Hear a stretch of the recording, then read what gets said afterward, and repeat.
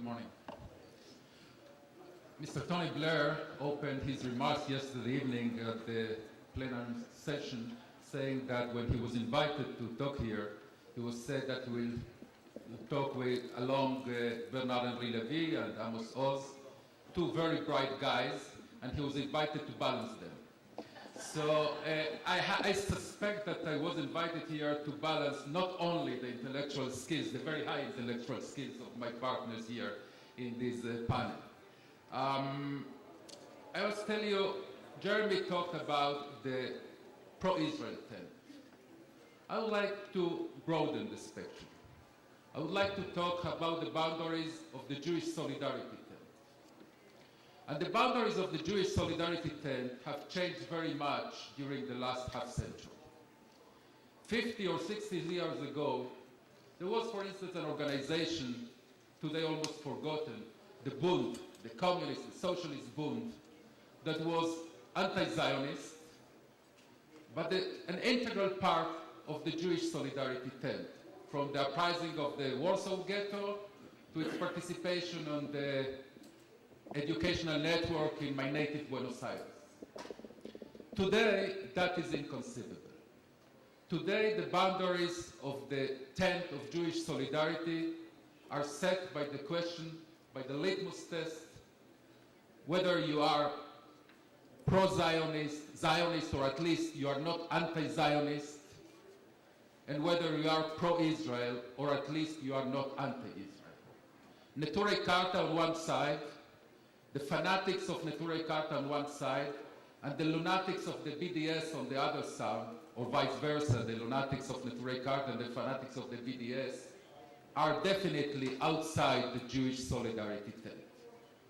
The second question that we have to consider is whether calling yourself pro-Israel, auto-defining yourself as pro-Israel, makes you an integral part of the Jewish solidarity tent.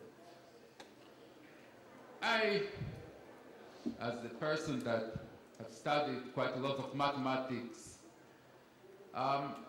it's very hard for me not to try to define a much more exact definition of what pro-Israel is.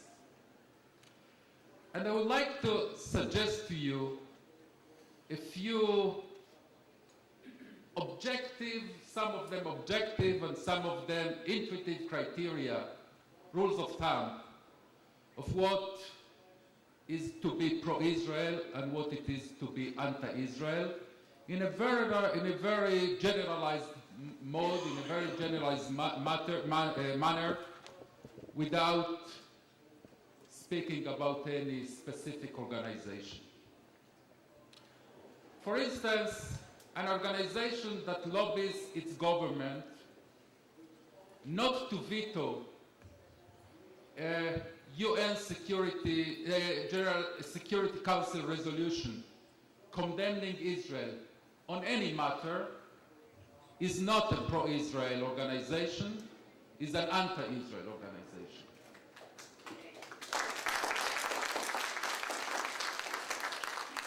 An organization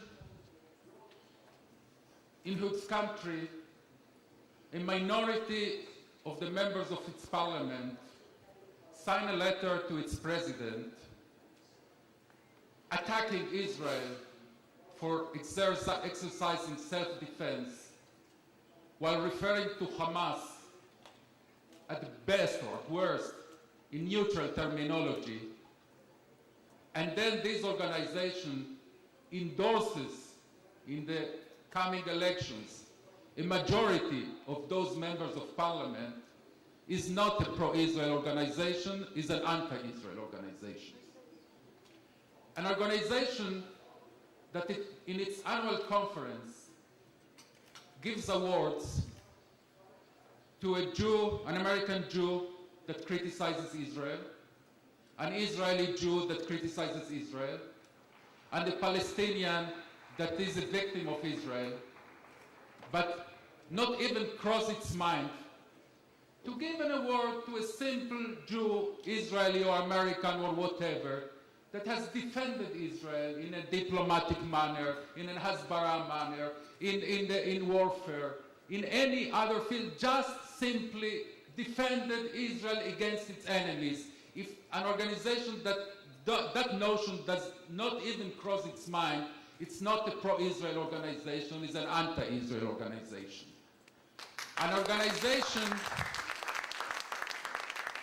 organization in which, in its annual conference, a panel like this is conducted with neutrality, with civility, with objectivity about BDS, boycott, disinvestment and sanctions against Israel, inviting one of the leaders of the BDS movement, some of them applauding them, some of them discussing them, but holds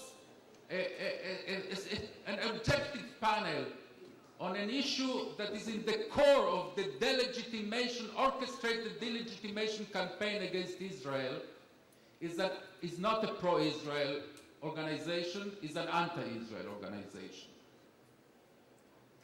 An organization that at any time, under any circumstances, opposes sanctions against the Holocaust denier and Holocaust planning regime of Iran, is an anti-Israel organization, it's not a pro-Israel organization.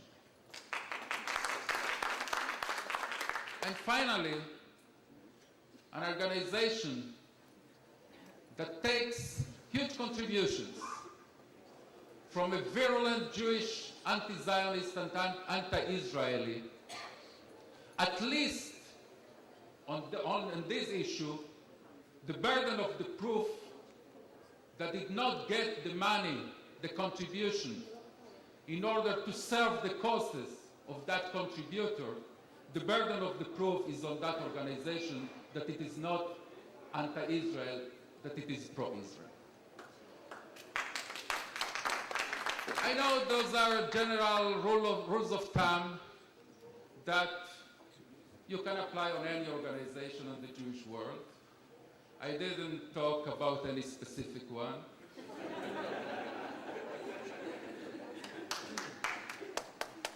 But I think that those rules of thumb, those criteria, make completely clear that worse than being outside the Jewish solidarity tent is the attempt to infiltrate the Jewish solidarity tent and sabotage from within. That's the worst behavior I can conceive on the issue we are talking about. And a final remark, you know, the basic rule of thumb that should guide us on this issue, whether you are inside the tent or whether you are outside the tent, or whether you are a fool of the tent, is can a Jewish 10-year-old bar mitzvah boy from New York or from Tel Aviv look at this organization and say, okay, they are pro-Israel, or you need an expert Talmudic pilpul in order to explain how you can make coherent this kind of behavior with pro-Israel. If it walks like a duck, it swims like a duck, and quacks like a duck, it is a duck, and this duck is a hell of an anti-Israeli duck. Thank you, Danny.